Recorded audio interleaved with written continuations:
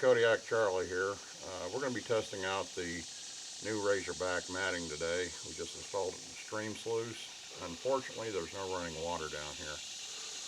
There's been a drought out here in the Midwest for quite a while. We had 2 inches of rain yesterday, but it just filled in this hole. Again, there's no running water, so we can't really test it, but we do have a contingency plan.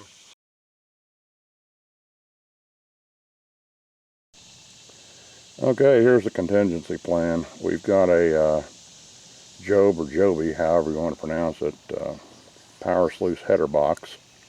And basically all we're going to do is be pumping water into the stream sluice itself, and we're going to simulate the running water we'd have from a sluice. So we've removed the flare, we put on the header box. All we got to do is set up a pump, connect to it, and adjust the water flow down. This is a medium flow matting, and like I said, we're going to be testing it and experimenting. One point I'd like to show you is the mat clip we made.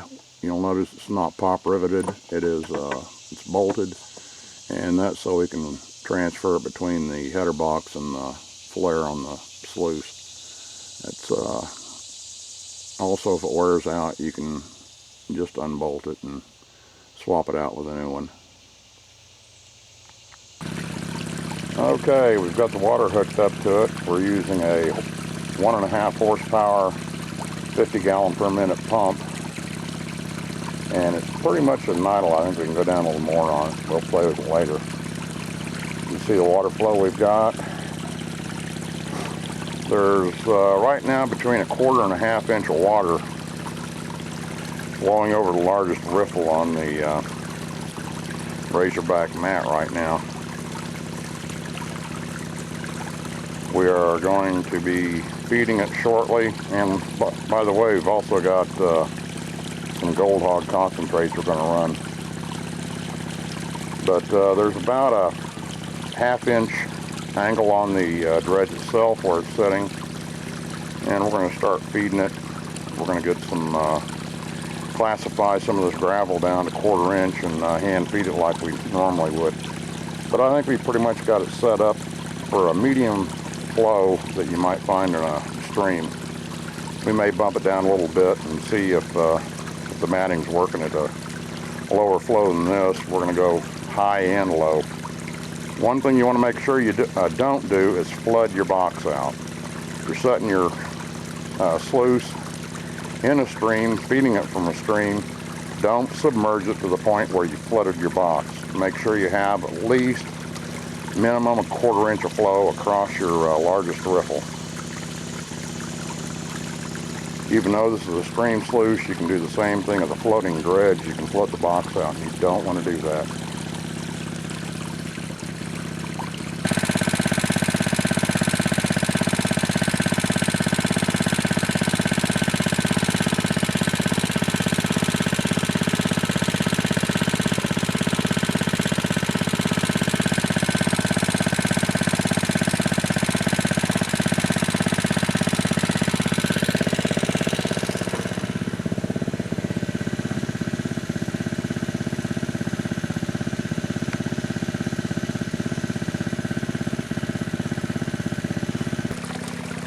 Okay, at the current flow rate we have, it doesn't appear that the riffles or grooves are really cleaning out.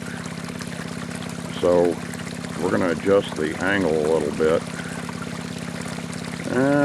It is starting to clear out a little bit, but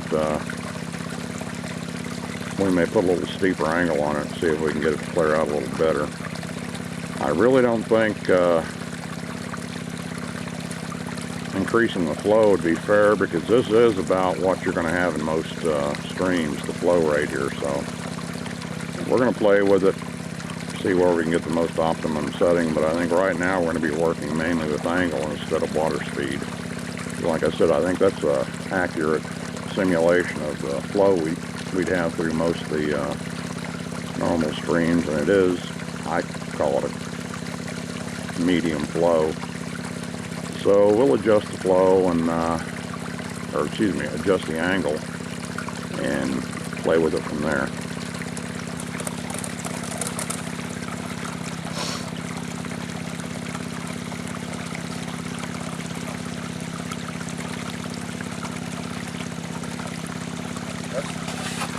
like it's dancing around.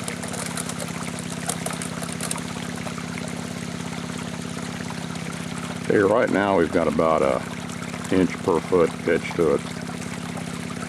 I think we're probably going to end up increasing the pitch a little bit more. It's really about like any other hand sluice or stream sluice. You'll dump your material in the hopper, or not the hopper, excuse me, the flare, and it takes a while sometimes for the riffles to clear out a little bit, which these are. So we're going to keep feeding it, and we may increase the angle just a little bit more. But behind the large riffle, the sand is dancing, so it is working.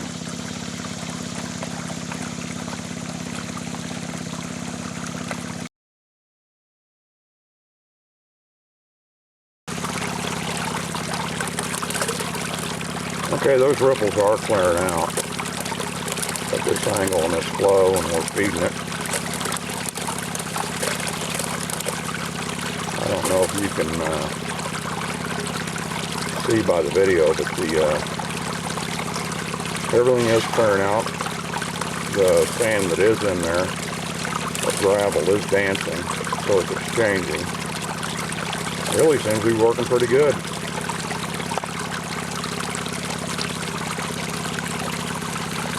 And this is at about a 1 inch per foot angle, and you see the flow we've got. That's really about what I've always seen in most of the hand sluices or stream sluices around here anyway that I've used. You really don't have a large volume. This is medium velocity matting. One thing, it does have pretty wide spectrum of use. It's been used in high bankers and dredges both to pretty good success. And you can see in between shovelfuls that the riffles are clearing out, and it is exchanging material. We're going to run some more stream gravel through here, and then run a bag or two of Gold Hog concentrate through, and then shut the water off and see what kind of gold we can see. We'd have to do probably 20 or 30 buckets of this stream gravel to get any color in here, so we're going to shoot a little bit and use some concentrate to test it.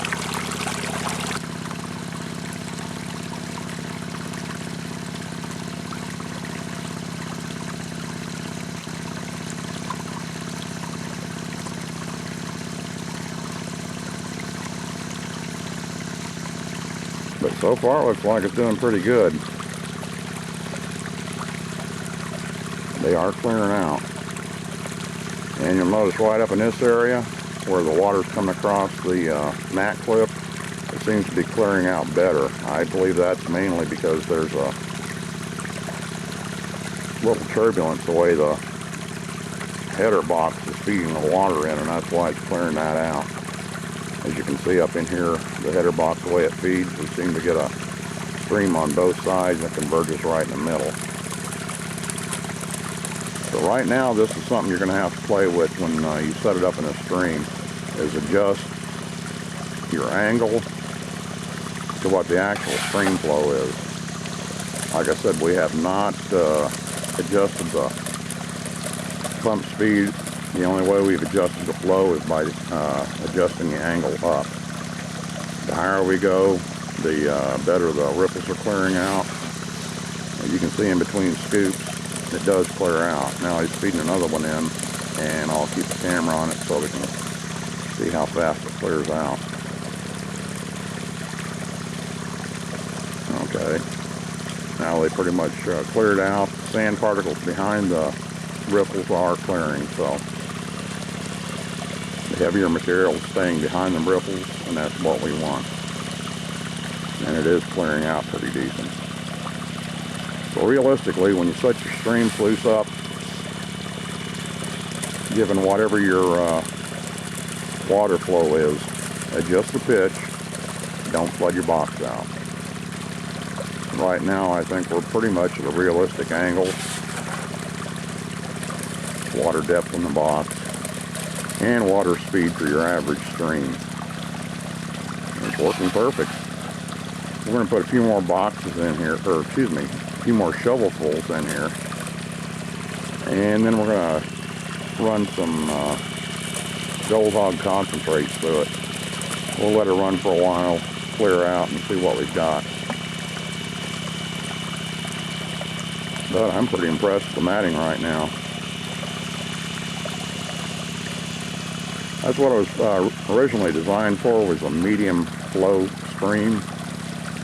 The UR mat and scrubber mat will work in a stream environment, but you do need higher speed water in it to get the matting to start exchanging material.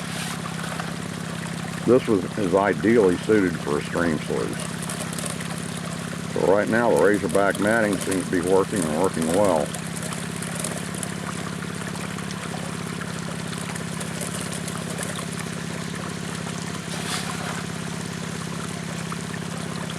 Okay, we've let water flow through this for about a minute. You'll notice how it pretty much cleans out everything from behind the largest ripple on the Razorback matting.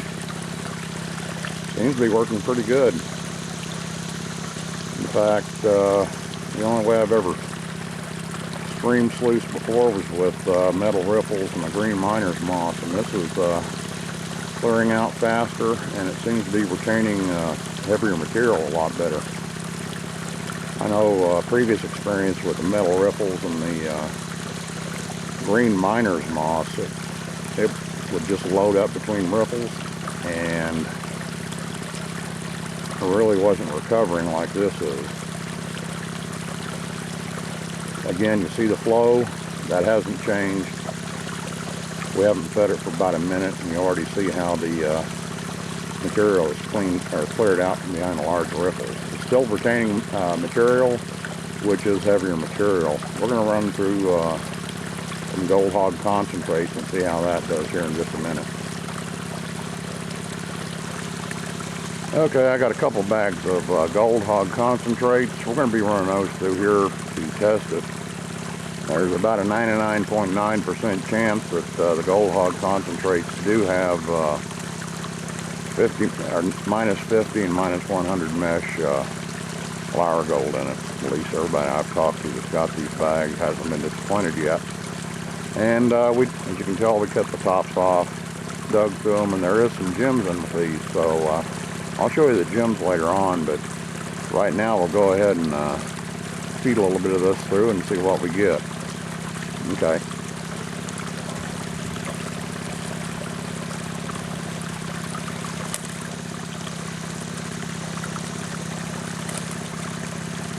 And one thing that's good about the concentrates is they are shipped moist. They're not wet, they're moist.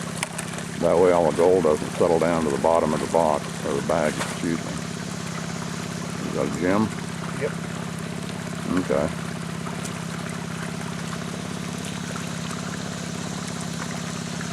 Is that one that looked like a big heavy rock? Yep. Okay. We'll get it out in a minute.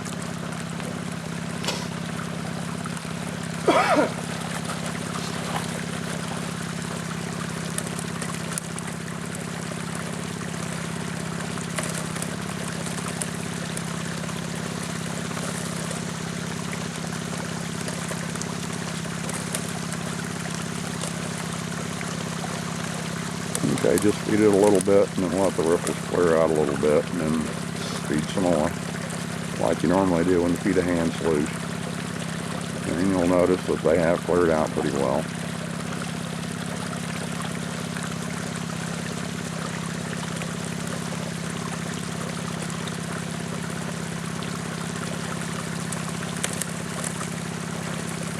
And one good thing about Doc's Gold Hog concentrates is they are great for testing equipment, like we're doing right now. They're relatively cheap compared to what you normally get when you buy a bag of concentrates. And he doesn't seed these; it's right straight out of his dredges that he tests with, and his other equipment.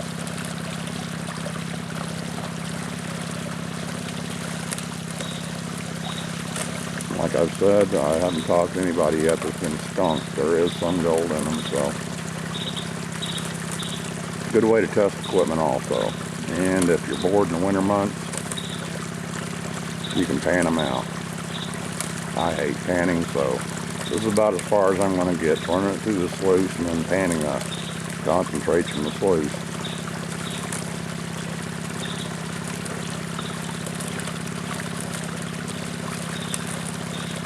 But you notice he's just trickling it in there. The ripples are clearing out.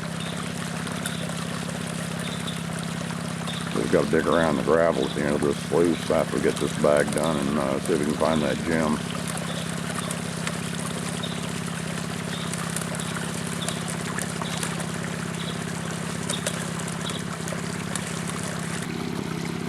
Here's one of the gemstones we pulled out of the bag. It's, I'll have to ask Doc what it is. It's about the color of cream soda, and it's really nice looking.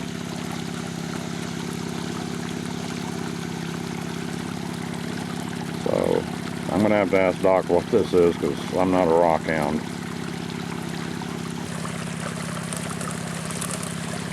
One thing you want to be aware of if you're using the concentrates for testing, that apparently there's some gemstones other than sitting on top of the bag of material. There's some throughout the material, so we're going to dig up at the end of this stream sluice after we get done and recover the other gems that have traveled down the sluice.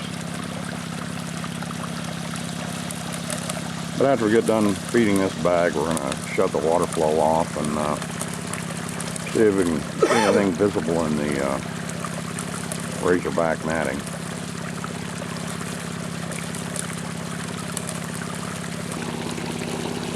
Okay, we've let it run about 3 minutes since we put the last little bit of Gold Hog concentrate through, and we're shutting the water off. Then we're going to check the matting, see what we've got.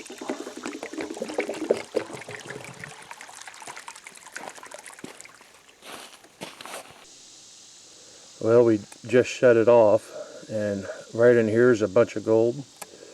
That's in the micro groove, or the small groove. This is before the largest riffle. That seems to be a favorite spot for gold to get caught on this matting. I don't know if my finger's going to throw it out of focus, but all these small grooves here, I don't know if you can see it, but there's a little tiny flake right there. In fact, all through this, there's gold up here, there's gold caught in here, there's gold caught in these micro grooves here. There's quite a bit of gold caught in that. Yeah, there's a bunch of it in here. So we're going to take this down, flush out the matting, and then pan what we've got, and show you what we recovered. Now mind you, probably about 99.9% of this gold that's caught in this mat came from the Gold Hog concentrates we got. So we only processed a couple buckets out of this stream, and knowing this stream, we would probably have to go through at least 30 or 40 buckets to come up with the gold that's in that matting right now. So just keep in mind that this came from the concentrates that we purchased.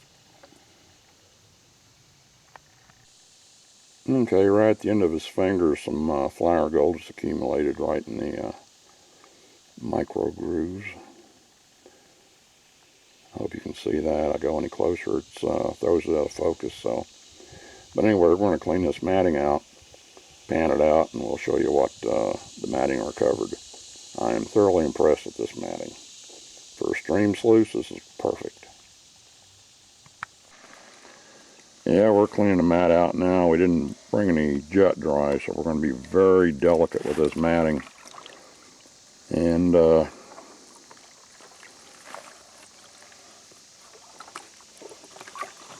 usually when cleaning out the matting with flour gold, even the UR and the scrubber matting, I always like to throw a little bit of jet dry in the clean out tray or pan, whatever you're using, because flour gold will float away.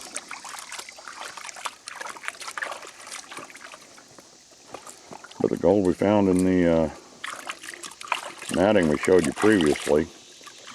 I'm pretty impressed with this, and you'll notice it was caught up in the upper first sections of the matting. It wasn't further down in the matting, so that goes to show you this stuff's grabbing the gold as soon as it hits the matting, which is perfect. I'd be a little concerned if it was, we were finding gold about a foot away from the end of the sluice. If we were doing that, good possibility we were blowing some out, but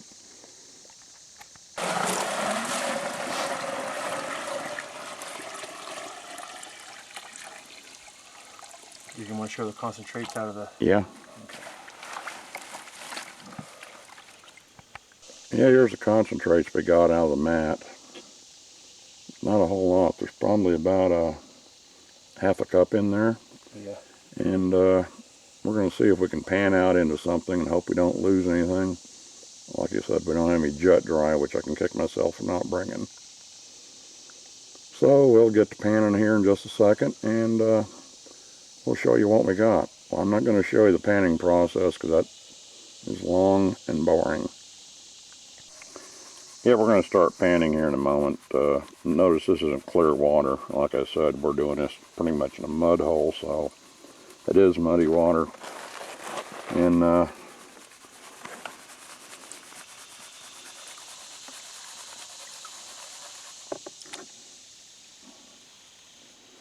we're going to save everything we pan out and go through it a little better when we get back.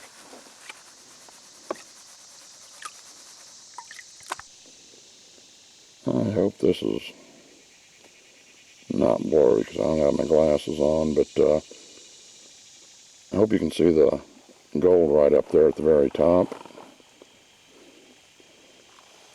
And this isn't even panned out good. There's flakes in there, there's wire gold, there's garnet. And I just want to remind you, the majority of this, like I said, probably 99.9% of it, came from the Gold Hog concentrates we ran. I like this matting.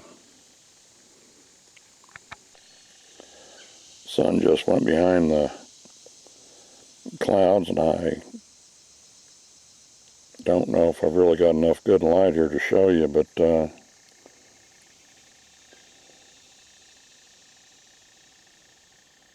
this is what we didn't blow down to the bottom of the pan. There's still a lot of very fine gold that's down the black sand we